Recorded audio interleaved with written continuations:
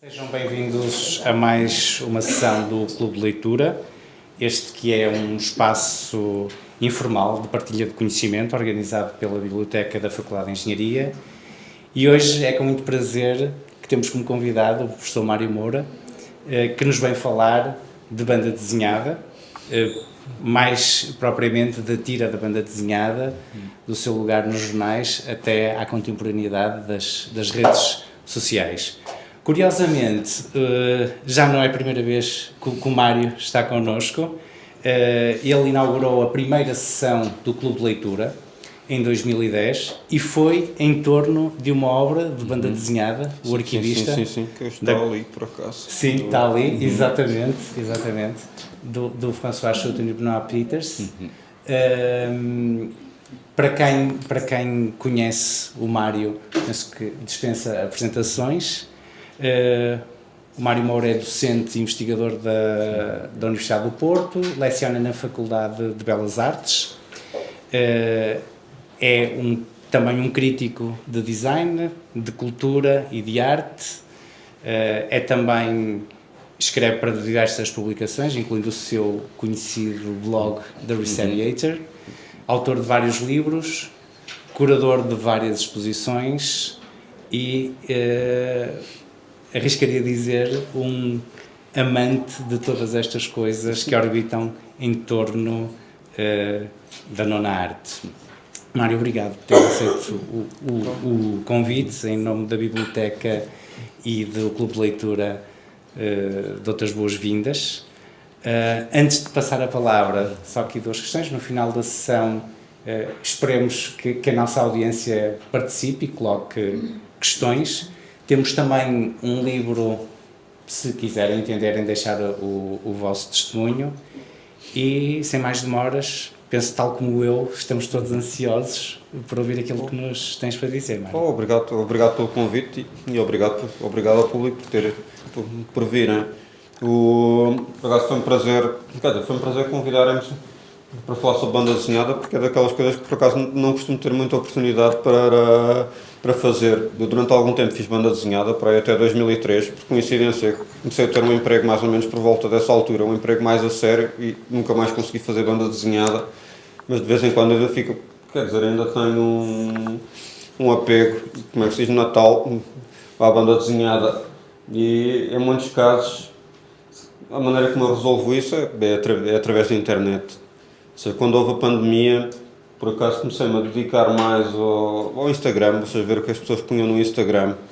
Do lado do design, havia coisas interessantes, mas em geral era só sobre livros antigos ou letras. Uma das coisas que eu costumo dizer aos meus alunos é que enquanto as pessoas normais põem fotografias no Instagram, os designers põem letras.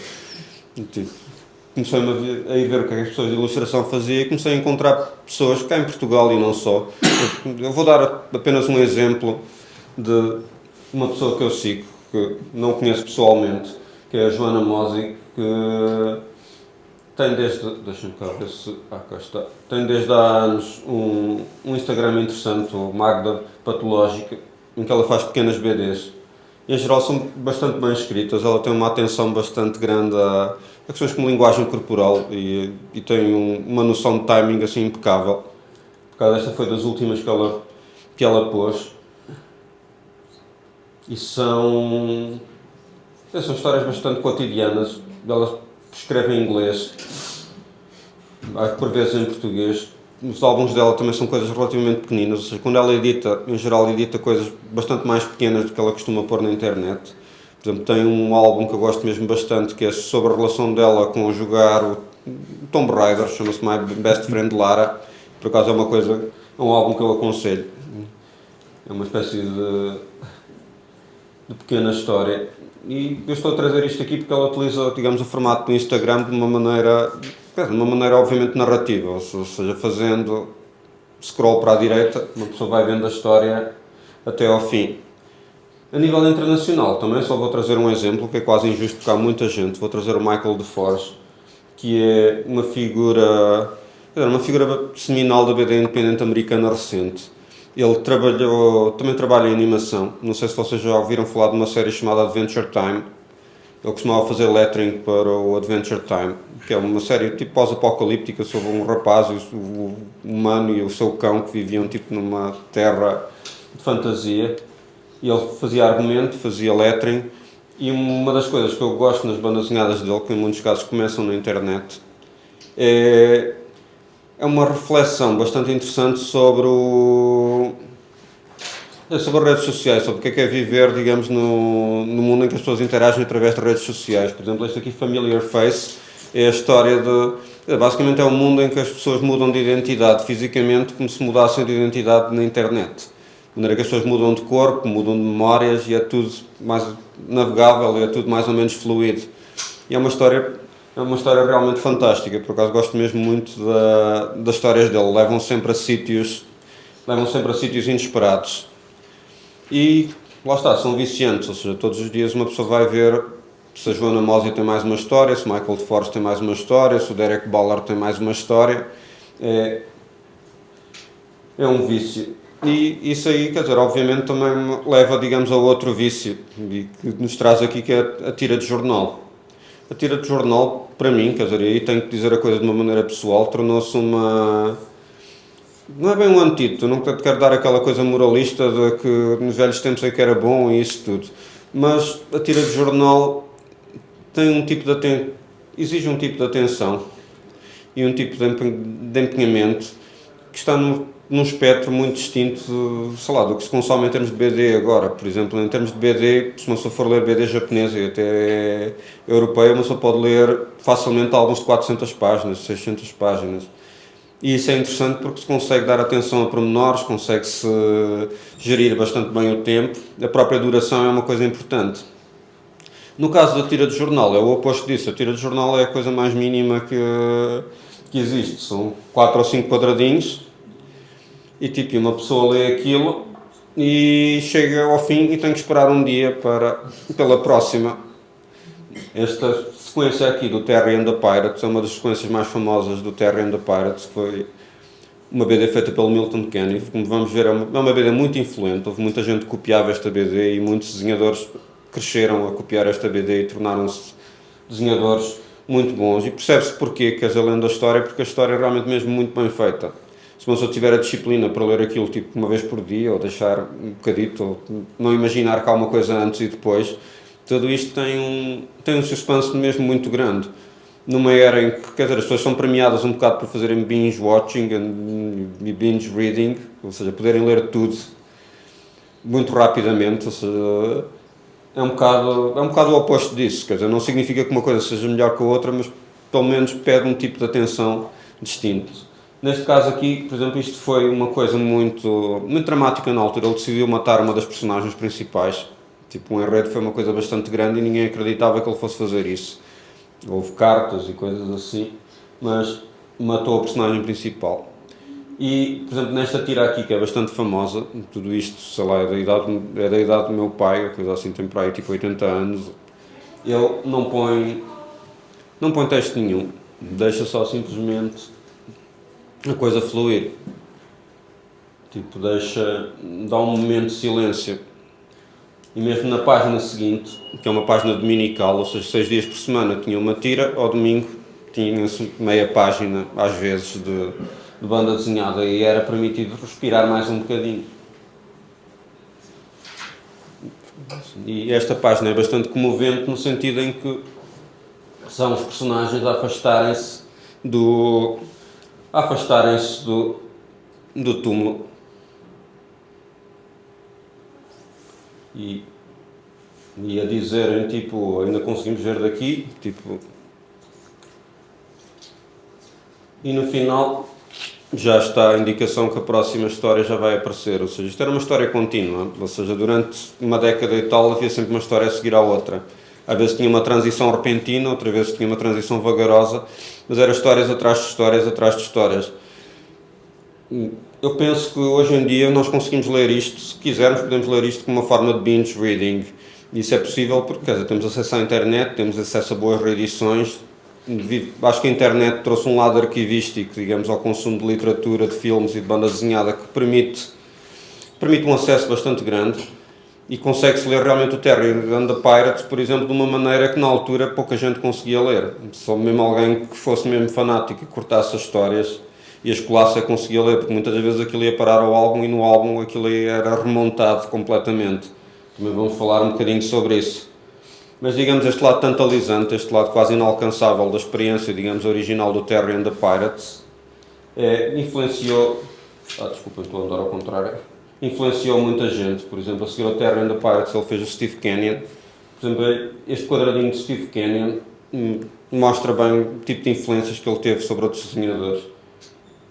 Por exemplo, um desenhador muito próximo do Milton Caniff, talvez o maior herdeiro dele, assim, em termos literais, era o Hugo Pratt. O Hugo Pratt, durante a primeira parte da carreira dele, era mesmo muito próximo. Até era comum nas entrevistas perguntarem um ao outro, perguntarem ao Milton Caniff ou ao Hugo Pratt o que é que achavam um do outro, basicamente. O Pratt estava sempre a citar quadradinhos do Terrier and the Pirates e por aí fora. Estou sempre a andar para trás. Outra pessoa que vai ser esta pessoa, o Leonard Starr, vai ser um bocado a figura charneira da apresentação de hoje. Também foi influenciado pelo Milton Caniff, a maneira como desenhava, mas nesta fase da carreira, em 1950, eram muito próximas das histórias do Caniff, embora isto seja uma prancha e não seja uma tira. Tem bastante estilos, aproxima-se, uma pessoa olha para isto e vê, digamos, uma versão mais ou menos ingênua do Caniff, mas muito pouco tempo depois, isto, quer dizer, ele começou a fazer em 50 e poucos uma série de tiras chamada Mary Perkins on Stage, também conhecida como On Stage, e quando ele começou a fazer essa história ele já era, digamos, um desenhador acabado não no sentido de vida, mas completo. Tipo, era um desenhador brilhante com um domínio assim quase perfeito das ferramentas narrativas, da maneira como geria os três quadradinhos. Eu aposto que se vocês leem esta história aqui, vocês perguntam o que é que acontece a seguir. Tipo, não precisam saber o que é que aconteceu antes, porque é que aquele homem está ali, porque é que aquela mulher está ali. É uma coisa de tal maneira compacta que é magnético. Ou seja, uma pessoa é puxado para aquilo e tem que saber o que é que aconteceu a seguir. E depois também tem que saber o que aconteceu antes. Ou seja, entrando nisto, uma pessoa não consegue sair verdadeiramente. Em termos... E isso, quer dizer, não é uma coisa que é conseguida... Quer dizer, não é conseguida facilmente. Por exemplo, a tensão nesta cena é conseguida, por exemplo, com todo este tipo de composição meio oblíqua. Depois este quadradinho central em que ele parece quase que está a arrancar da fronteira do quadradinho, como se estivesse a violar as próprias regras da quarta parede. É uma coisa bastante forte. Tudo isto dirige a vista da pessoa ao longo da história e cria uma tensão mesmo bastante grande. No dia seguinte, pronto, tudo alivia e o homem grandalhão desiste e a Mary Perkins, que é ela que está ali escondida, consegue ir à sua vida. E tudo, reparem, quer dizer, até realmente a coisa se acalmar, no final é quase tudo bastante oblíquo. Ou seja, ele tem 3 quadradinhos, mas todos estes quadradinhos são enquadrados e reenquadrados por sombras e dirigem a nossa atenção. Sombras que dirigem a nossa atenção ao domingo. Pronto, lá está. A história continua com uma prancha dominical também bastante gloriosa, que continua a contar a história. Eu, por acaso, até trouxe aqui a coisa dividida em 2 para poderem ver. Dá atenção ao pormenor, ou seja, apesar disto ser um formato compacto, isto é quase como ver o mundo através de uma... As pessoas falam do cinema de formato letterbox, mas isto é que é o verdadeiro formato letterbox. É ver o mundo através de uma frestinha. De vez em quando alarga, depois volta outra vez a ser uma coisa hiper esticada. Mas mesmo assim, quer dizer, ele não sacrifica pormenor nenhum. Ou seja, é uma coisa bastante rica. Consegue-se identificar os sítios, consegue-se identificar até as pessoas em que ele se baseia, consegue-se identificar os objetos. Isto durou desde a década de 50 até a década de 80, quando ele parou a Mary Perkins e começou a escrever a tira de jornal da Annie, da Little Orphan Annie, e por acaso foi um dos melhores desenhadores a fazer isso. Naturalmente, termina-se sempre com uma cena de suspense. Aqui o marido da Mary Perkins está a tentar, assim resumindo um bocadinho a história, basicamente este é um realizador de cinema recluso, um realizador de cinema ou de teatro também, que quer fazer uma peça com a filha dele, e a mulher e a mulher é também uma atriz antiga, mas basicamente há um segredo qualquer que a filha tipo, é sempre controlada, não sabe, ninguém fala com ela, essa história toda, de maneira que a certa altura, durante a estreia da peça, há uma explosão numa construção ali perto e a filha foge do teatro. E assim toda a gente, o realizador foge, o marido da Mary Perkins resolve ir atrás para ver o que é que está a passar, mas o realizador é tipo um gigante, basicamente. E a cena termina com, basicamente, ele a mostrar que consegue vencê-la a qualquer momento e pronto, e mais suspense, mas depois termina tudo, não vou dizer, vocês podem ver o que é que se passa. O Leonard Starr é este jovenzinho aqui, isto acho que é uma foto de 53, esta é a primeira prancha dominical de estreia do Mary Perkins on Stage. Por acaso no grupo de Facebook de fãs do Leonard Starr não se sabe quem é este senhor aqui. Podem ver que ele é bastante jovem, ele teve uma carreira bastante longa, quer dizer, e bastante dura necessariamente. Uma das coisas que ele fez é, por exemplo, os Thundercats. Ele foi o argumentista e criador do conceito dos Thundercats, que era uma banda desenhada, é uma série de animação que eu vi quando ainda era miúdo, de certeza que alguns de vocês ainda se lembram disso. E era uma carreira comum para desenhadores de banda desenhada, por exemplo, fazerem character design e fazerem conceitos para séries de animação nos Estados Unidos. Se vocês examinarem a biografia de Leonard Starr, ele está sempre a fazer tipo 20 ou 30 coisas ao mesmo tempo, com um monte de pessoas, tipo a trabalhar nos Estados Unidos, a trabalhar na Europa, e é uma coisa recorrente, quer dizer, quase todos os desenhadores clássicos de BD americana, a coisa que se percebe é que tipo, tinham que fazer mesmo muito para ganharem dinheiro. Tipo, um parceiro habitual de Leonard Starr, que era o Stan Drake, que fez com ele uma história que foi editada cá em Portugal, a Kelly Green. Por exemplo, salvo erro, ele era divorciado 3 vezes, portanto, basicamente tinha que trabalhar tipo, para pagar as pensões de alimentos, essa história toda. Também tinha um problema de alcoolismo na fase em que eles estavam a fazer isto, mas basicamente trabalhavam tipo, incansavelmente. Neste caso aqui, eles também não estavam só limitados aos Estados Unidos, mas eles eram autores também de culto na Europa. Tipo, na banda desenhada europeia, as pessoas adoravam isto. Havia, digamos, um culto do autor americano, um bocado como havia o culto, sei lá, realizadores como John Ford. Em relação ao Stan Drake, por exemplo, o Art of Juliet Jones, que foi publicado no 1º de janeiro como O Coração de Julieta, foi uma BD de tal maneira marcante em França que se começou também a fazer uma tira francesa semelhante, que tem um nome interminável, que era uma morada, qualquer coisa, Rua da Paz, feita pelo Paul Guillon, que mais tarde fez ficção científica. Mas pronto, bastante mais tarde, já quase na década de 80, houve um acordo entre os dois e a Dargaud para fazerem assim uma espécie de banda desenhada formato francês, que foi difícil de fazer, porque, por exemplo, eles não conheciam muito bem o que era o formato de um álbum, portanto o primeiro álbum teve que ser redesenhado uma parte dele porque a proporção não encaixava no formato europeu. Mas a história tem piada, foi editada cá em Portugal, só foram editadas 2 histórias dele, ao todo teve para aí umas 5. Era uma história, sei lá, hoje em dia até é capaz de parecer um bocado ingênuo, mas era uma história bastante negra, de traição entre polícias,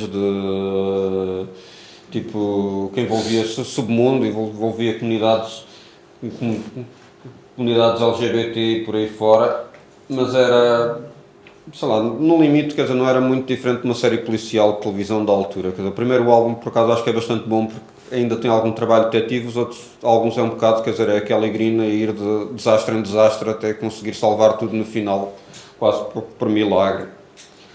Mas pronto, estou sempre a passar para trás.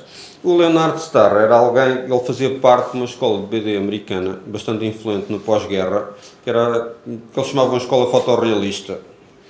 Tipo, ou seja, basicamente eles desenhavam banda desenhada a partir de modelo.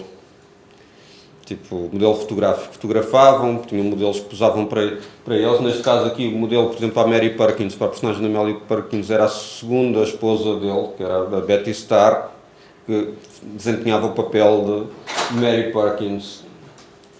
Essa escola fotográfica foi, digamos, o expoente máximo disso era o Alex Raymond, do Flash Gordon. Nem tanto na fase do Flash Gordon, embora ele já usasse modelo, mas na fase do Rip Kirby. O Rip Kirby era anunciado como o primeiro detetive moderno, e realmente era uma coisa que parecia ter saído de uma revista, era uma coisa tipo, se calhar até mais moderna e mais estilosa do que uma pessoa via nos filmes. Os homens e as mulheres vestiam-se bem, o ambiente era perfeitamente feito, tudo isto era desenhado a pincel tipo, com cuidado milimétrico e tudo feito a partir de modelos. Tipo, ali está o Alex Raymond com o bigodinho dele característico. E realmente ele era uma estrela, tipo, é preciso uma pessoa pensar que nesta altura aqui havia cinema, havia rádio, mas por exemplo a televisão ainda era uma coisa relativamente incipiente, era também como ver o mundo através de um aquário de peixe a preto e branco. Portanto, durante a primeira metade do século XX, a banda desenhada era uma forma de entretenimento comum. Era uma maneira das pessoas falarem umas com as outras, aquilo que as pessoas dizem hoje de conversar à volta do chafariz da água, como dizem os americanos. E lá está, quer dizer, por acaso resolvi pôr isto também porque é também um dos meus vícios na internet. Havia desenhadores, por exemplo, a escola hiperrealista de banda desenhada ou fotorrealista de banda desenhada fazia mesmo questão de trabalhar com modelos e aquilo era um recurso, ou seja, eles gastavam tempo nisso, contratavam um modelo, punham-no a fazer as poses todas, depois basicamente o que acontecia é que toda a gente copiava, por exemplo, aqui está um bocado ao contrário, peço desculpa pela coisa, mas por exemplo aqui o original do Alex Raymond, depois muito pouco tempo depois é copiado e em vez de um monstro põem um robô, apesar de tudo mantém-se, mesmo com as dobras de calças e isso tudo. Portanto, de certa maneira, estes senhores também criavam uma espécie de recurso que era usado pelos desenhadores. E muita da banda desenhada que uma pessoa conhecia na época era amplamente copiada. Por exemplo, o primeiro número do Batman, onde o Batman aparece, há pouco tempo, começou-se a perceber que muito daquilo era copiado também do Alex Raymond e de outros. Vocês conseguem ver, o Flash Gordon e o Batman têm usado mais ou menos a mesma pose. Em muitos casos, até o fato das poses serem pouco naturais tinha a ver com simplesmente elas serem recortadas. Tipo, por exemplo, aqui, o primeiro número do Green Lantern, no original, vocês também o encontram completamente roubado do Flash Gordon. Como desapareceu o próprio Flash Gordon, que estava a segurar a pose estava assim um bocado estranha. Notem, quer dizer, que em muitos casos as pessoas quando fazem isto nem é por um espírito de denúncia ou dizerem que é plágio e isso tudo. Tipo, em muitos casos há digamos, uma visão caridosa e pedagógica disto. Ou seja, lembro-me que havia um desenhador chamado Will Eisner que dizia que uma pessoa devia roubar muito. Descobrindo que uma pessoa não consegue chegar lá roubando é que realmente se consegue... consegue aprender.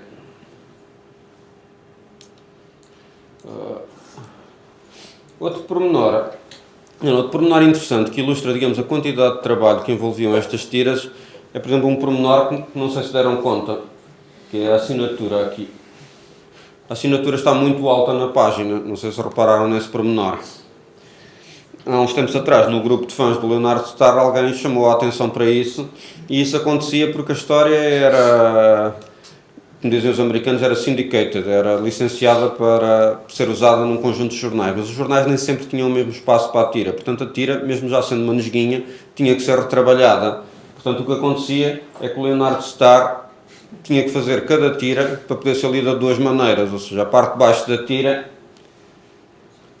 tinha que estar lá, mas podia ser perfeitamente cortada em alguns jornais. E ele fazia isto por uma questão de versatilidade. Ou seja, uma das lutas disto, quer dizer, por acaso, quando eu comecei a fazer esta apresentação, estava até mais entusiasmado em chamar a isto tipo a engenharia da tira de jornal. E de facto, quer dizer, é um formato muito, sei lá, é um formato que tem, digamos, o seu design próprio. Ou seja, tem um monte de problemas que uma pessoa normalmente não se dá conta. Deixa-me cá só. Por exemplo, o Calvin and Hobbes, provavelmente, se já leram o Calvin and Hobbes, vocês já repararam num fenómeno curioso nas tiras dominicais, que é, há sempre duas piadas.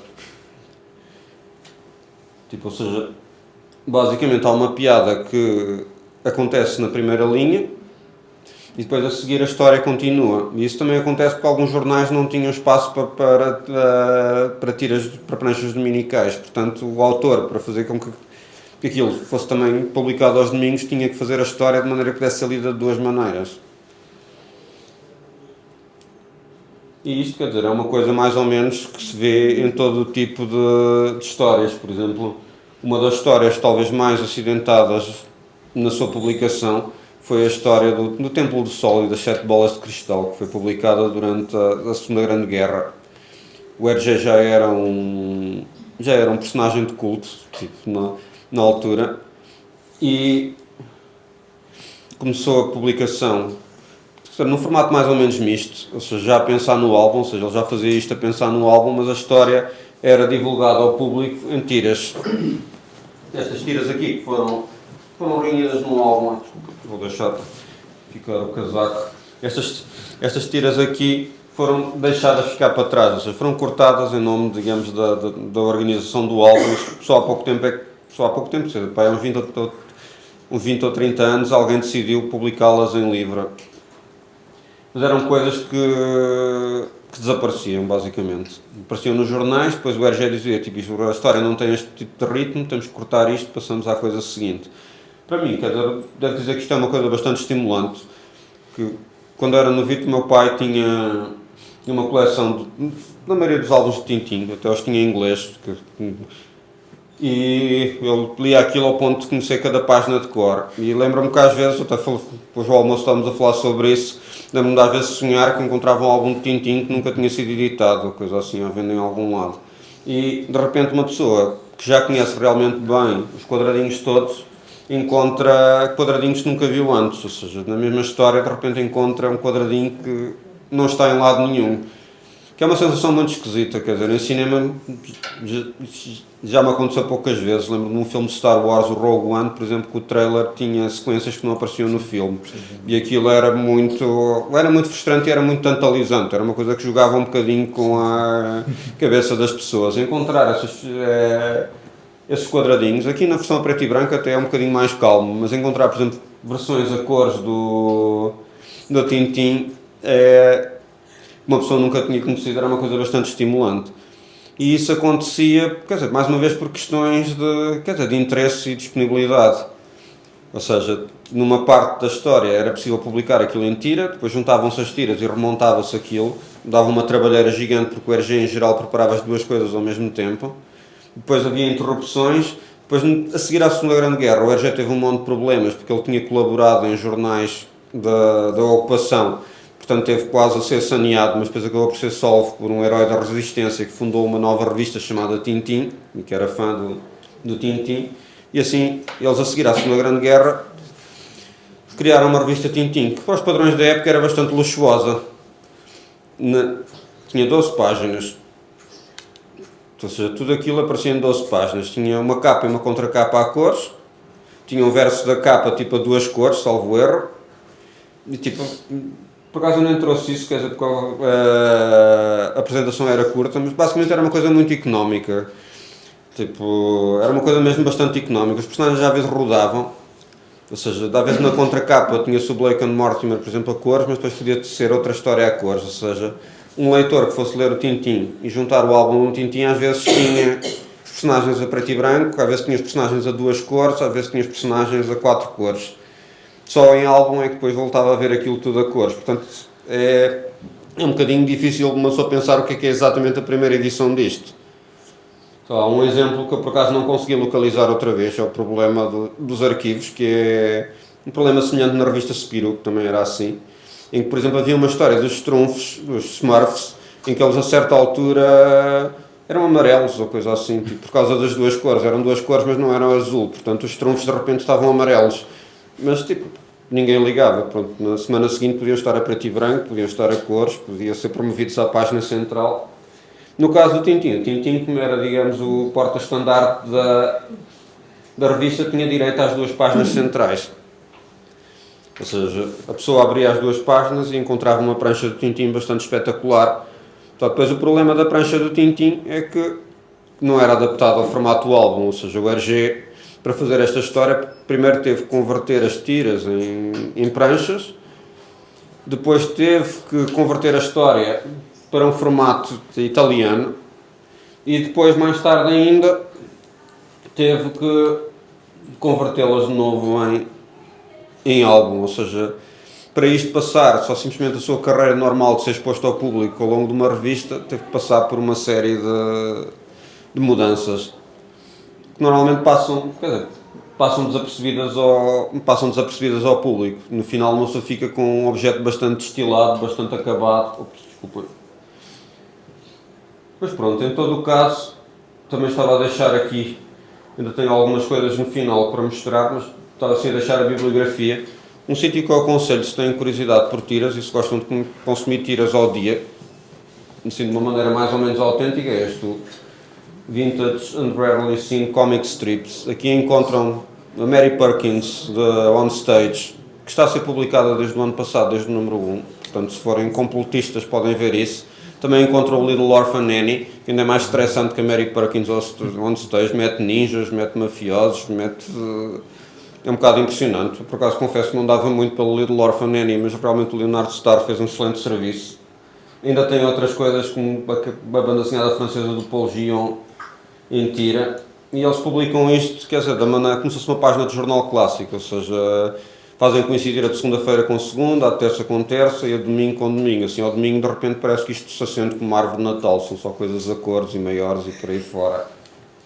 Outra coisa que eu também aconselho é a Leonard Starr Appreciation Society, que o administrador disto também é editor, ou reeditor das histórias do Leonard Starr, e teve a administrar o espólio dele, e tem sempre questões curiosas sobre como é que isto era colorido, como é que isto era transmitido de jornal para jornal, o que é que eles faziam, como é que eles lidavam com o formato de papel.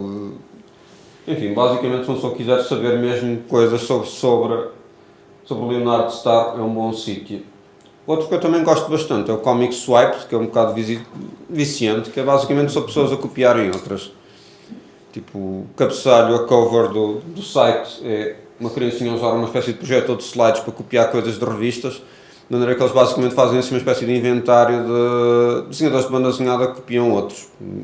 Os exemplos que eu mostrei aqui vêm do Comic Swipe, portanto dou-lhes crédito, porque eles realmente são mesmo fantasticamente atentos, ou seja, eu já tinha passado muitas vezes, por exemplo, por aquela imagem do Green Lantern e aquela imagem do Flash Gordon, mas nunca tinha associado as duas.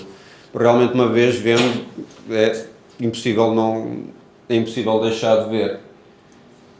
Ou seja, isto, em termos de leitura, quer dizer, sei que isto é o clube de leitura, mas neste aspecto, por acaso até, no meu caso, uma parte importante do meu ritual diário até é um bocado esta reencenação da tira clássica. Ou seja, é um formato que eu recomendo. Assim, para o fim, deixei assim uma data de coisas avulsas, que é uma tira da Little Orphan Annie. Vocês são da minha idade, de certeza que se lembram do musical do Tomorrow, Tomorrow, I love you, Tomorrow, ta ta ta ta ta. Bem, na altura isto teve assim uma espécie de febre e uma das consequências disso é que contrataram Leonard Starr para fazer a tira. E a tira era muito má mesmo, sem querer desfazer muito das pessoas que estavam a fazer antes, notava-se que elas estavam a fazer aquilo sem se preocuparem muito. De repente a coisa parece que acendeu, tipo, os enredos tinham realmente interesse. Tipo, o suspense era grande, os personagens parecia que parece que tinham vida, e ainda assim ele mantinha uma característica que o Harold Gray fez originalmente, que isto era conhecido, há em França um livro sobre a Little Orphan Annie, que é Os Olhos Vazios. Eles tinham sempre os olhos vazios, e o Leonard Starr adaptou o seu próprio estilo para desenhar a Little Orphan Annie, mantendo uma ligação ao original do Harold Gray, mas ao mesmo tempo revestindo toda a complexidade narrativa e pictorial que ele tinha. Notem, quer dizer, mais uma vez a coisa que eu digo, por acaso, à última da hora, acabei por me esquecer de pôr isso.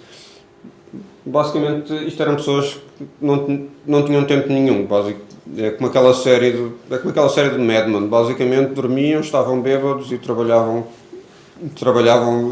o dia todo e a semana toda, essa história toda.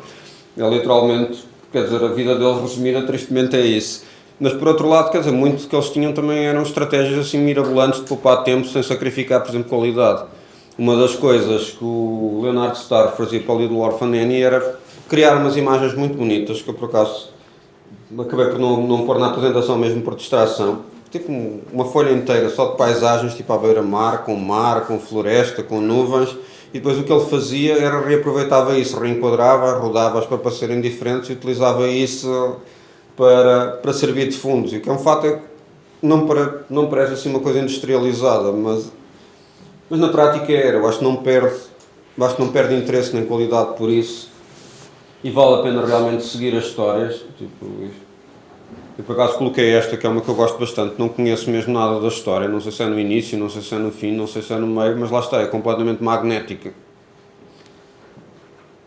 Em particular ali o último quadradinho. Dizer, toda esta sequência, tipo de um plano de conjunto, um grande plano, e depois esta parte assim quase abstrata. Tudo isto é mesmo bastante bonito. Quando como os artistas pop do Roy Lichtenstein vieram um bocado, por um lado, pilhar ou fazer swipes deste tipo de histórias, quer dizer, o lado compacto disto, quer dizer, a maneira como eles conseguiam comprimir emoção e narrativa, digamos, em espaços minúsculos, era uma coisa que já estava lá pronta para ser apanhada. Mas pronto, por acaso não consigo jurar, mas é mesmo o último slide. Solamente não ter trazido da paisagem, por acaso era bastante engraçado. Parece assim uma coisa saída de um sonho, tipo, de uma paisagem que realmente não... Só serve para realmente ser recortada e colada e reaproveitada e fazer panorâmica. Mas pronto, enfim, isso. Não sei.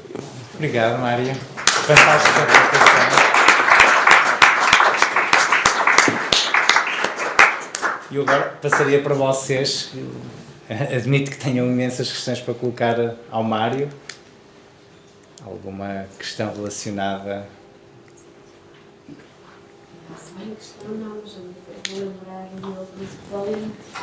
Falamos exatamente ao almoço. Sim. Da Adelaide.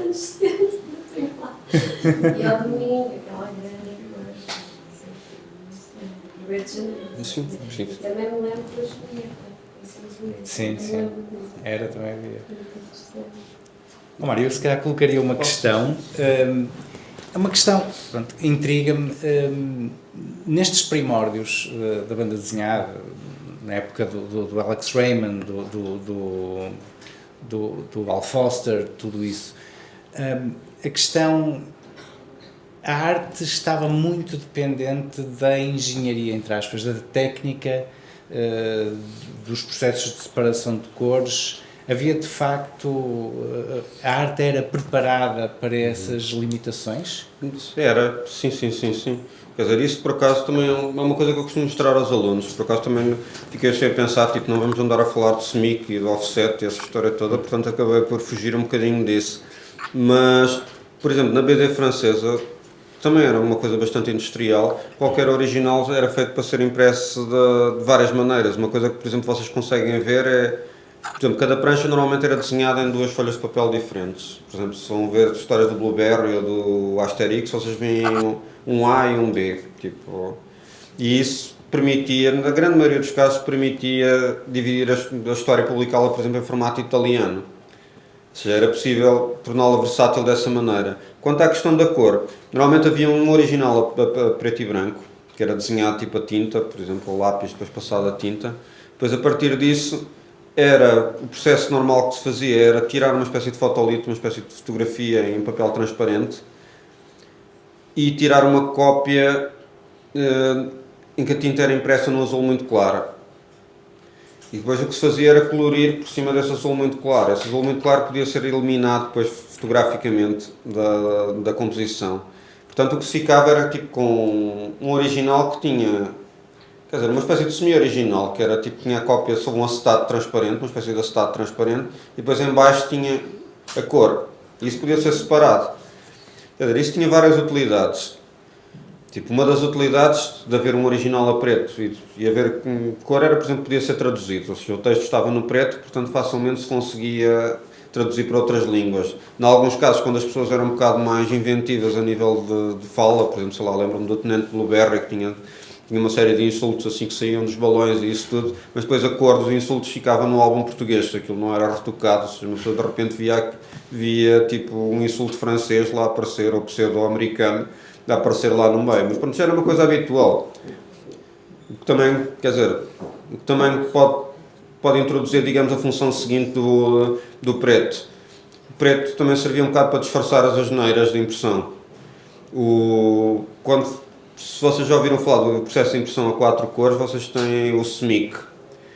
Ciano, magenta, yellow and capa. E pouca gente sabe o que é que quer dizer o capa. O capa quer dizer key. Quer dizer que é a chave ou a referência. Ou seja, o que acontecia nessa altura, por exemplo, para uma revista de banda desenhada com uma tinta portuguesa, a impressão era mesmo muito má. Era bastante comum eles trocarem as cores, tipo, e de repente, sei lá, os heróis ficarem com a pele verde e por aí fora, mas a revista era distribuída na mesma. Eu tenho uma revista do Tintin que eu comprei há bastante tempo que eles esqueceram de imprimir o preto num caderno inteiro. De maneira que aquilo era só tipo água do lado, balões vazios e por aí fora, mas por acaso até dava para ver ao vivo, digamos, esse processo da separação de cores.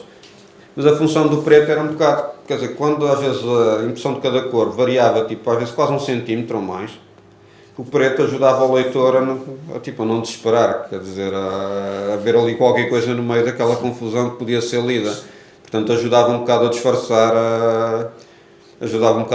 as asneiras. E depois, quer dizer, o facto do original a preto ser separável das cores também permitia imprimir aquilo com 3 cores, com 2 cores. Portanto, era uma coisa que já estava incluída dentro da versatilidade do álbum. O almoço também falamos disto, por causa de alguns desenhadores como Frank Kahn, por exemplo, já não desenhavam em papel em muitos casos, mas desenhavam diretamente sobre a película transparente. E aquilo depois era colorido por ele ou por outra pessoa num papel nas costas. Tipo, muitas das capas de Spirou eram os originais, ele desenhava diretamente com uma caneta por cima de uma película transparente. Não é? Portanto, nesse aspecto era um processo, sei lá, às vezes as pessoas falam de vender originais de BD e uma pessoa consegue ver isso em termos de sites, mas em muitos casos é muito difícil perceber o que é o original. Tipo, é o desenho a lápis, é a pessoa que passa a tinta, é a coisa que já está colorida, um teste de impressão, por exemplo, às vezes vê-se na internet as pessoas a venderem provas de impressão, sei lá, de histórias. É muito difícil ter, digamos, uma ideia correta. Quer dizer, convenciona-se que é tipo o original a tinta, que é o original. Mas é uma coisa mais complicada do que isso. No site do Leonardo Star, por exemplo, vocês veem muitos testes de cor. Ou seja, a pessoa que administra o espólio costuma publicar muitas fotocópias coloridas pelo próprio Star para enviar para as gráficas.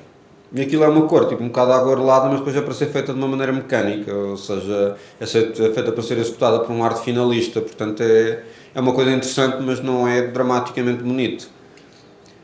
Mas não sei, já estava a desviar, mas é tudo um processo muito afinado, ou seja, a parte de fazer a história e a parte de desenhar a história está isolada dentro de está isolada não, está enraizada dentro de um novelo de exigências técnicas e de possibilidades. Havia também uma coisa que era chamam agora o Zipotone, que eram aquelas tramas para criar o cinzento, porque isto era impressão preto ou branco e era assim. E havia quem fizesse cores tipo castanhos com impressão de cor de laranja sobre... Sim, os overprints e isso tudo, quer dizer, isto era uma altura em que imprimir era uma coisa que exigia bastante mais economia do que agora. Ou seja, é por isso que uma revista como o Tintin não era impressa toda a cores. Tinham que escolher o que era impresso a cores. Naturalmente isso afetava o significado de cada uma das histórias. Havia a história de destaque, havia a capa e depois havia histórias que, digamos, navegavam lá pelo meio. As histórias impressas a 2 cores, a 3 cores, quer dizer, em muitos casos são coisas fascinantes, porque sei lá, hoje em dia é uma coisa bastante difícil de fazer, ou seja, é preciso uma atenção dedicada. Aliás, nem conheço muitos designers, por exemplo, que consigam trabalhar com overprints. Vejo mais pessoas de artes plásticas a conseguirem fazer isso, porque têm experiência de que é que acontece com transparências, mas em termos de design já foi uma competência, já foi assim uma daquelas coisas que as pessoas tinham mesmo que saber fazer. Saber mesmo, digamos, o lado concreto, o que é imprimir uma cor por cima de outra, o que é que acontece à tinta, o que é que borra e o que é que não borra. Tipo, hoje em dia, sei lá, também não quero ter uma ideia um bocado de velhote, que hoje em dia é tudo um bocado, é tudo mais fácil e tipo não sei o quê, quer dizer, tem as dificuldades próprias, mas hoje em dia, digamos, o trabalho de gráfica, a maioria do trabalho de gráfica é muito próximo de imprimir em casa, tipo numa jato de tinta, numa impressora. Ou seja, as pessoas imprimem uma imagem diretamente e a imagem é what you see is what you get, como se costuma dizer.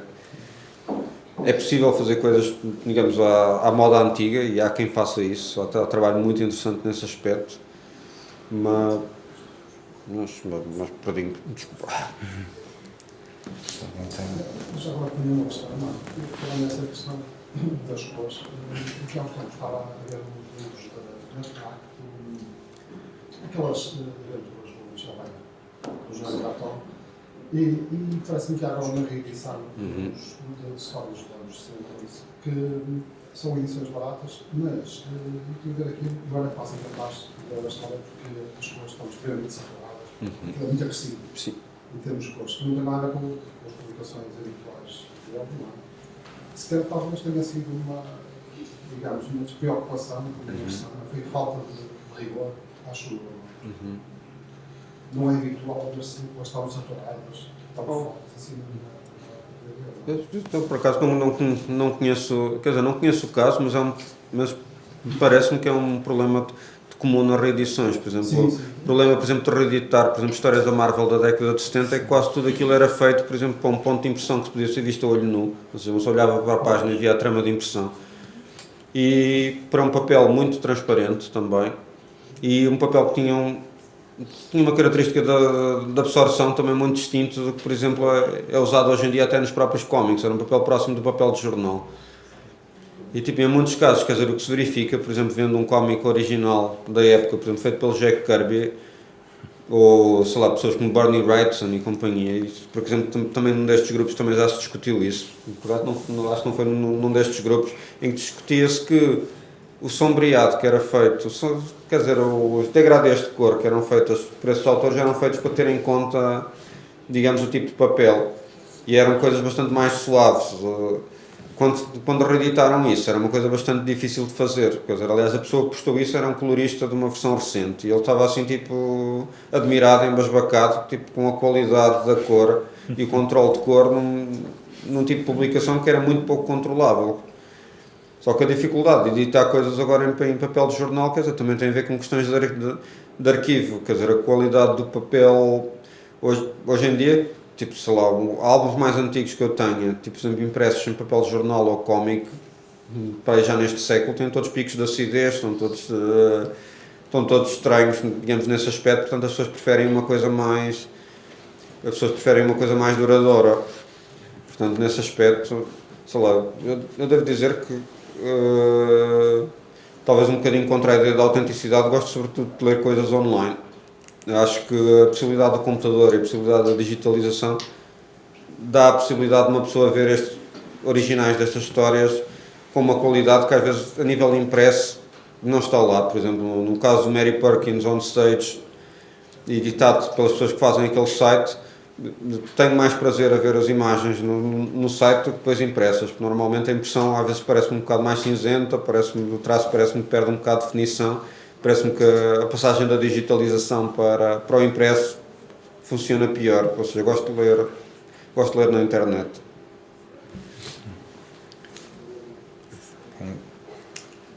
Não queria monopolizar muito, não sei se tenho, mas há aqui uma questão muito interessante que até falamos ao almoço, que é qual é o futuro da banda desenhada.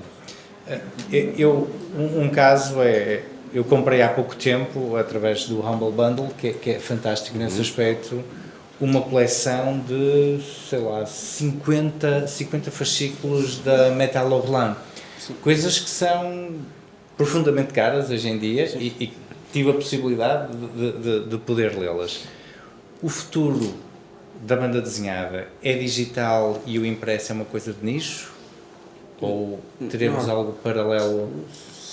Sim, aliás, é difícil, quer dizer, é difícil responder e tipo, às vezes é difícil até fica a oscilar entre duas respostas diferentes, mas eu digo, quer dizer, o futuro já é digital, ou seja, hoje em dia muitas das edições de arquivo são edições que são fundadas, digamos, na digitalização fácil, no acesso a arquivos baratos e isso tudo. E não é só na banda desenhada, quer dizer, jornais como o Público todas as semanas têm, sei lá, a Biblioteca da Censura. Eu por acaso acho um bocado impressionante, outro dia estava a ouvi-los na rádio, tipo, com a censura original a azul. Eu tipo, estava a pensar assim, tipo, por amor de Deus, como é que alguém consegue fazer, como é que alguém consegue editar isso com a censura original a azul? Mas digamos, esse lado patrimonial tem a ver com as coisas estarem disponíveis tipo, em arquivos, serem facilmente digitalizáveis, serem facilmente impressas e tornam-se... Ou seja, ironicamente a internet trouxe um lado de patrimonialização muito forte das coisas, ou seja, nós temos acesso a este património de tiras de uma maneira que na época as pessoas não tinham. Nós podemos fazer realmente um binge reading, não é preciso estar a colá-las num caderno, não é preciso estar a colecioná-las, mas eu consegue realmente acesso às coisas. Tipo, é possível ler uma história de super-homem, sei lá, dos anos 40 sem grande dificuldade, ou seja, se me lembrar da minha infância, isso era uma coisa bastante mais difícil, tipo, às vezes numa história do Homem-Aranha diziam assim, então quando o Homem-Aranha lutou contra o Doutor não sei quantas, no número 15, não sei que mais. Depois, passados uns anos, eu só li aquela história e a história era má, pronto, era uma daquelas coisas que alguém agarrava pela continuidade, mas era tipo uma história péssima. Hoje em dia as pessoas podem ter um acesso, digamos, às histórias num todo. Também ao almoço, por acaso, estava a falar de uma das coisas mais interessantes que foi feita nos últimos anos em termos de banda desenhada, que foi um senhor, um crítico de banda desenhada, salvo erro, o Douglas Wolk, que leu o arquivo todo, os back issues todos da Marvel, desde que a Marvel começou, até antes da Marvel ter começado, quando a Marvel ainda era Timely, essa história, ele leu tudo. Não sei como é que ele conseguiu fazer aquilo, não sei o que é que isto fez à vida pessoal dele, mas basicamente leu tudo e fez uma narrativa completa com aquilo. Ou seja, ele defendia que havia uma continuidade completa, mesmo para, sei lá, mesmo... Se calhar aqui não me estou a lembrar bem disso, mas eu penso, tipo, faço essa condicionante, eu penso que ela até incluía títulos paralelos da Marvel que não eram necessariamente super-heróis. Mas basicamente a moral da história é que ele tinha, digamos, um acesso a um arquivo que, digamos, seria impensável, tipo, sei lá, na década de 50, ele podia realmente na casa dele, no computador dele, no leitor dele, ler aquilo. E é possível, tipo, sei lá, era uma coisa que só um argumentista, por exemplo, tinha acesso, por exemplo, na década de 80. Alguém como Alan Moore podia ler os back issues todos e preparar-se para aquilo e arranjavam-lhe as fotocópias e os números.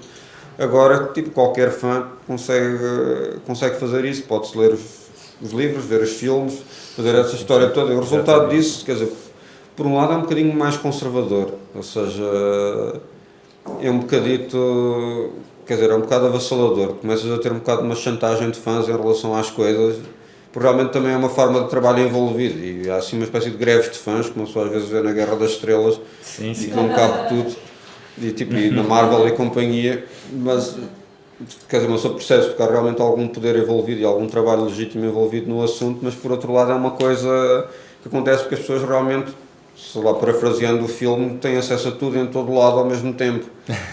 E isso, sei lá, não quero parecer, quer dizer, não quero dizer mal disso porque dá origem a coisas interessantes. Ou seja, ter esse acesso dá origem a coisas interessantes. Ou seja, dá uma liberdade de movimentos interessante. Mas não sei se, ou seja, basicamente a pergunta era qual é o futuro da BD. É tipo, assim em termos mais teóricos, ou seja, falando como professor de História e Teoria e por aí fora, é tipo, os formatos acabam, né? Tipo, a BD teve um começo e de certeza que um dia há de ter um fim. Tipo, não... É uma coisa que... Quer dizer, os formatos existem enquanto houver gente que os lê, enquanto houver gente que lhes dá a vida.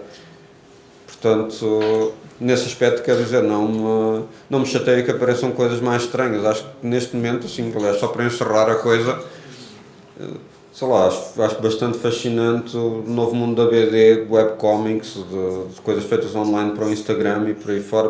Tem a sua própria especificidade, tem o seu próprio assunto, tem o seu próprio desenho. Tem, digamos, as suas narrativas próprias, portanto, não, acho que é um mundo bastante interessante.